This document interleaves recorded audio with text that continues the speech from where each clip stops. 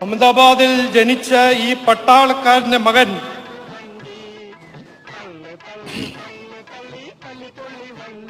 തൃശൂർ ജില്ല കൊണ്ടയൂർ ഗ്രാമത്തിൽ വളർന്ന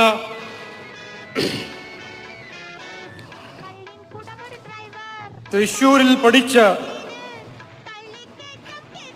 8 സെൻട്രൽ സ്കൂൾ ഇന്ത്യയിൽ വേറെ വേറെ സ്ഥലത്തിൽ പഠിച്ച അമേരിക്കയിലും ഇന്ത്യയിലും ടെക് മേഖലയിൽ തൊഴിൽ ബിസിനസ് ചെയ്ത 18 കൊല്ലം ദേശം ജനസേവ ചെയ്ത രാജ്യസഭ MP ആയ ഇന്ത്യയെ